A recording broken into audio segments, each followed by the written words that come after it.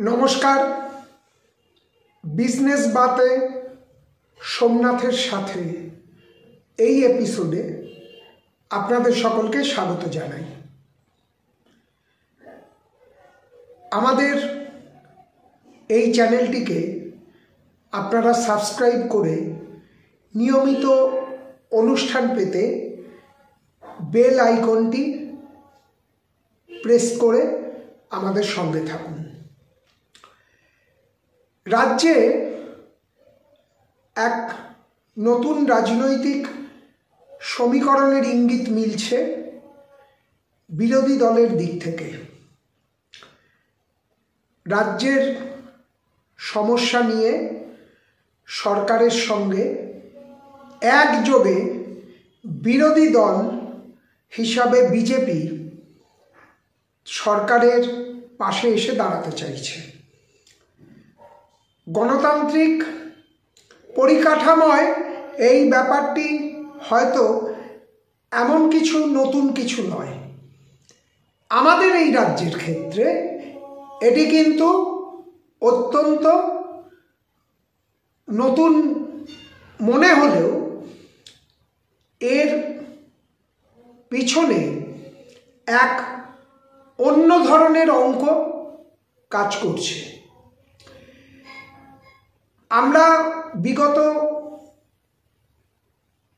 দু-তিনটে নির্বাচনে দেখতে পেয়েছি, ধরুন আগের লোকসভা নির্বাচনে রাজ্যের বিরোধী দল তাদের হিসাবের বাইরে গিয়ে বেশি সংখ্যক সিট লোকসভায় নিয়ে যেতে পেরেছিলেন।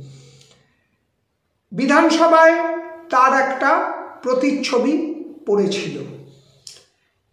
এবারের লোকসভা নির্বাচনে কিন্তু তাদের আসন সংখ্যা কমে যাওয়ার পর এতদিনে হয়তো তাদের মনে হয়েছে যে রাজ্যের মানুষের মধ্যে তারা বছর তিনেক আগেও অর্থাৎ 2021 সালেও যে ছাপ ফেলতে পেরেছিলেন, 2024 সালে সেই ছাপ কিন্তু ফিকে হয়ে আসছে।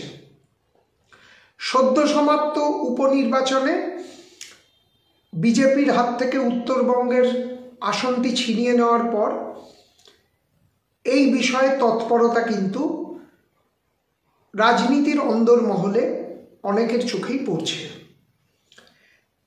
সেই দিক মাথায় রেখে এবং মমতা বন্দ্যোপাধ্যায়ের, মুখ্যমন্ত্রী মমতা বন্দ্যোপাধ্যায়, লড়াকু নেত্রী মমতা বন্দ্যোপাধ্যায়, অভিজ্ঞ রাজনীতিক মমতা বন্দ্যোপাধ্যায়ের যে জনপ্রিয়তা, সেই জনপ্রিয়তার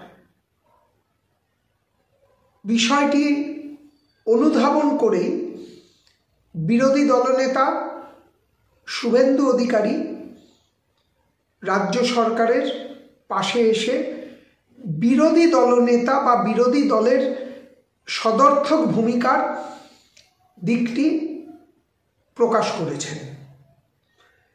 কিন্তু এর ফলে আগামী দিনে পশ্চিমবঙ্গের ক্ষেত্রে কতটা উন্নতি হতে পারে সেটা কিন্তু দেখবার বিষয়।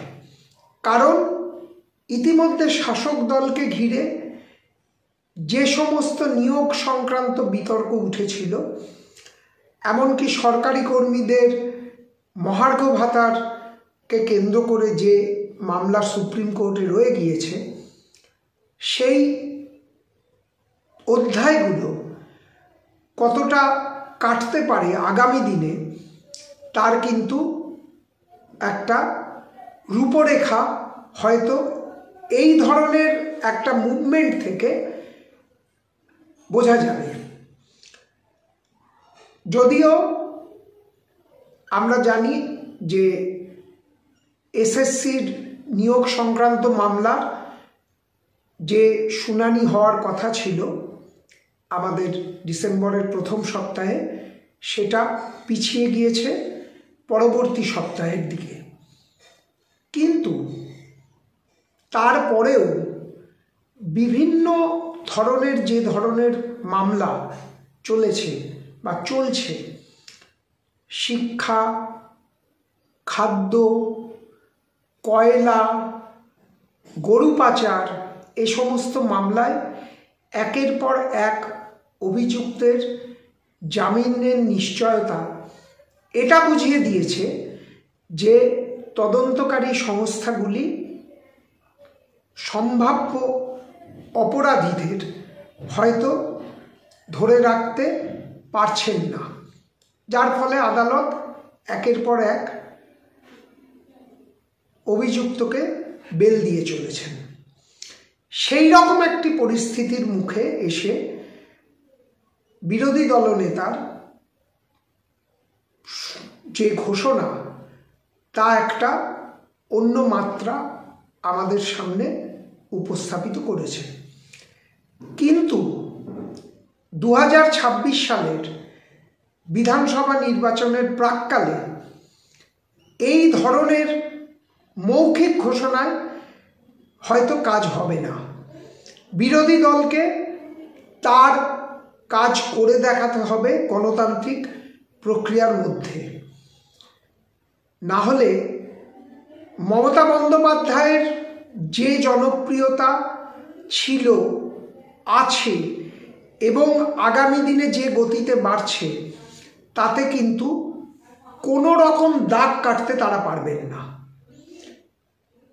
যদি এরকমের একটি অনুকূল পরিস্থিতি রাজ্যের জন্য হয় যে বিরোধী এবং সরকার পক্ষ একসঙ্গে মুভ করছে, এগিয়ে যাচ্ছে দিল্লির দরবারে, তাহলে কিন্তু রাজ্যের শিল্প ভাবনার বা শিল্পক্ষেত্রের সমূহ বিকাশের সম্ভাবনাটা আরও উজ্জ্বল হয়ে উঠবে। বিজনেস বাতে সোমনাথের সাথে এই এপিসোডে আমরা ঠিক এই দিকটাই আপনাদেরকে বোঝানোর চেষ্টা করছি এবং সকলকে বলছি সতর্ক নজর রাখুন যে বিরোধী এবং সরকার পক্ষ তারা যদি মিলিতভাবে পশ্চিমবঙ্গের বিভিন্ন দাবি সনদকে দিল্লির দরবারে হাজির করতে পারে, যেটা ভারতবর্ষের অন্য রাজ্যগুলোর ক্ষেত্রে কিন্তু খুব কমন ব্যাপার। অনেকগুলি রাজ্য আছে, দক্ষিণের রাজ্যগুলোর দিকে তাকিয়ে তো বোঝাই যায় যে তারা এই বিষয়ে অর্থাৎ নিজের রাজ্যের উন্নয়নে তারা পিছপা হতে রাজি থাকেন না। সেই পরিস্থিতি যদি পশ্চিমবঙ্গে শুরু হয় এবং এর রেশ যদি সমগ্র পূর্ব ভারতে, উত্তর পূর্ব ভারতে ছড়িয়ে পড়ে, তাহলে আমাদের এই অঞ্চলের সার্বিক আর্থিক বিকাশ সমৃদ্ধি আটকানোর কোনো রকম জায়গা কিন্তু আর থাকছে না। আমাদের এই এপিসোড আজ আমরা এই আশা নিয়েই শেষ করছি যে পশ্চিমবঙ্গের যে স্লথ গতিতে চলা উন্নয়ন, যে ধরনের বিভিন্ন বিতর্ক বিবাদ উঠে আসছে এবং তাকে কেন্দ্র করে চলা বিভিন্ন মামলা মোকদ্দমা, সেই জট ছাড়িয়ে আবার কিন্তু বাংলা তার নিজস্ব জায়গায় ফিরে যেতে পারবে। আজকের এই এপিসোড এখানেই শেষ করছি। নমস্কার।